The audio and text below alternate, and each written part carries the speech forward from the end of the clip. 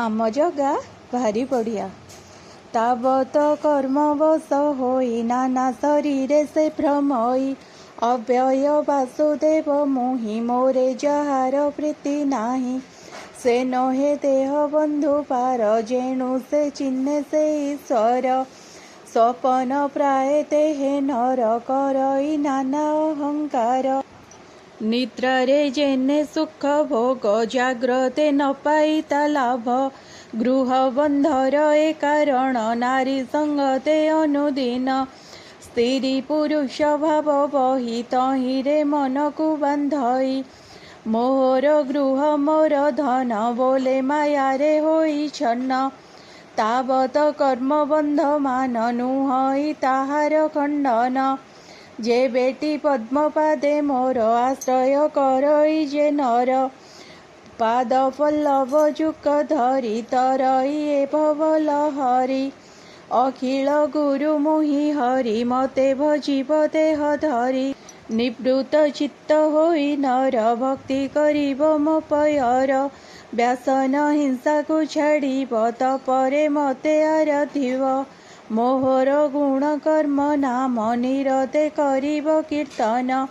एकांत भाव मोह ठारे भोपुत्रे करंती जे नरे। इंद्रिय गण को निवारी आध्यात्म विद्या को आचरी। श्रद्धारे ब्रह्मचर्य करे शांत प्रशांत सत्य वचन रे। मोहर भाव भक्तिमान चित्ते चिंतई अनुक्षण। भव जलरु से तरई गृह बंधन तार नाही। स्वकर्म करिए संसारे जे अर्पे मोहर पयरे। ताहार कर्म बंध मुहि अक्लेशे निश्चय छेदई। आत्मार श्रेय कर्म ठारे श्रद्धा न करंती पामरे। अळप सुख हेतु करी अन्य हिंसा को आचरी। अशेष दुखर कारण करंती होई मति भ्रम। दृष्टि ताहार नष्ट होई अविद्या समूहे भ्रमई। अंध जे सने पथ जाई कंटक दुर्गमे भ्रमई। भक्ति जोगे जे संसारे निकट मृत्यु न निवारे। से नहे गुरु मित्र पिता पति जननी बा देवता। मूढ़ जानिब एहा काहि नित्य माया रे भ्रमु थाई। भो पुत्र शुण मो उत्तर ए जे मोहर कले पर। अष्टांग योग ध्यान मते मुनि चिंतन्ति अविरते। जेणु आंभर तुम्भे सुत परम श्रेष्ठ भागवत। एभे मंते तुम्भे कर भरत ज्येष्ठ जे तुम्भर। अक्लेश बुद्धि रे समस्ते ताहांको भज यथ चित्ते। मोर वचन धरी सिरे सुखे भ्रमिप ए संसारे। सर्वभूतरे मोहि थाई सुख दुःखाति मो भुंजई। भूत गंधर्व जे मानव प्रथम गण चेते देव। जे ब्रह्म सुत दक्ष आदि मोर शरीर जे प्रसिद्धि। सर्वदेहर मध्य सार संसारे विप्रे कळवर। श्रद्धारे शुद्ध चित्ते जेहि जे द्रव्य विप्रकृति आई। संतोषे मुताहा भुंजई यज्ञ संतोष तोते नोहि। जम नियम दमे तते विप्रे पूजन्ति यथ चित्ते। सकल परंकर पर मोहि अनंत योगेश्वर। स्वर्ग मोक्षर दाता मोहि मो बिनु अन्य केहि नाही। जे प्राणी आकिंचन होई मोहर पादे मन देई। ताहारे जेते कर्म मान सकल करई दहन। मोहर पूजा तुम्भे माने करिब यथार्थ विधाने।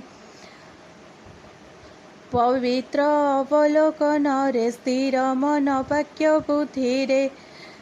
ସଂସାରେ ଯେତେ ପ୍ରାଣୀମାନେ ସଂଶୟ ପାଶ ବନ୍ଧନ ରୋଗେ ଅବା ତରିବ ସଂସାରୁ। ଏମନ୍ତ ସ୍ତୁତି ଶ୍ରୀଶୁକବାଚ ଶ୍ରବଣରେ ଜଗତ ଏମନ୍ତ ପ୍ରଭୁ ଶିକ୍ଷା ସେ ପୁତ୍ର ଅଗ୍ନିରେ ଋଷଭ ରାଜାର ପ୍ରଭୁ ଚକ୍ଷୁର ଭାବଗ୍ରାହୀ। ଗୋଚର ହୋଇଲେ ପ୍ରାଣୀଙ୍କ ଅତି ନିସ୍ତାର ମନୋହର। କାରଣେ ଧର୍ମ ପୁଣି ବିସ୍ତାରିଲେ ବୋଲନ୍ତି ଆପଣେ। ଦୁଚକଣ ଭୋନାଥ ସାବଧାନେ ଶୁଣ। ଜ୍ଞାନ ନଳେ ପାପ ଦହିତ ପାଦ ପଦ୍ମ ଯୁଗ ଧ୍ୟାଇ। ଯେ ଆତ୍ମା ରାମ ମୁନି ଗଣ ସେବନ୍ତି ତୋହର ଚରଣ। ଏ ତୋର ଗୁଣ କର୍ମ ମାନ କରନ୍ତି ଅବିରତେ ଧ୍ୟାନ। ତୁ ନାଥ ଅଖିଳ ଠାକୁର ପରମ ମଙ୍ଗଳର ଘର। ଆମ୍ଭେ ବିକଳହୀନ ଜନ କରିବୁ ତୋହର ସ୍ମରଣ। ସକଳ କଳୁଷ ନାଶନ ନିର୍ମଳ ତୋ ଗୁଣ ଗାୟନ। ଆମ୍ଭର ମରଣ ଦଶାରେ ତୋ ନାମ ଥିବ ବଚନରେ। ଏମନ୍ତ ଆଜ୍ଞା ପ୍ରଭୁ କର ଅଖିଳ ବ୍ରହ୍ମାଣ୍ଡ ଠାକୁର। ଏବେ ତୁ ଶୁଣ ଭାବଗ୍ରାହୀ ଏ ରାଜା ପୁତ୍ର କାମୀ ହୋଇ। ତୋର ପ୍ରସାଦୁ ଏ କୁମର ମାଗଇ ସଦୃଶରେ ତୋର। ସର୍ବଭୋଗ ଯେ ମୁଖ୍ୟ ପଦ ସକଳ ଦେଉ ତୁ ଗୋବିନ୍ଦ। ଏ ପୁତ୍ର ମାଗଇ ଯେ ମନ୍ତେ ତୁ ସମାଗିବା ଧନବନ୍ତେ। ଏଥୁ ଅନ୍ତରେ ସେ ରାଜନ ନିଶ୍ଚଳ ଚିତ୍ତେ କରି ଧ୍ୟାନ। ଈଶ୍ୱର ଶ୍ରୀମୁଖକୁ ଚାହିଁ ଗଦ୍ଗଦେ ବଚନ ବୋଲଇ। ଭୋନାଥ ପରମ ମଙ୍ଗଳ ପ୍ରସନ୍ନ ହୁଅ ଆଦି ମୂଳ। ଏ ତୋର ଚରଣାର ବିନ୍ଦ ଆଶ୍ରୟ ନ କରି ଗୋବିନ୍ଦ। ଏ ଭବ ସାଗରେ ଯେ ଜନ ମାୟାରେ ହୁଅନ୍ତି ଅଧୀନ। ସେ ମୂଢ଼ ପ୍ରାଣୀମାନଙ୍କର ଭୋନାଥ ଏମନ୍ତ ବେଭାର। ତୋର ଚରଣେ ନ ଭଜନ୍ତି ଅଜ୍ଞାନ ସଂସାର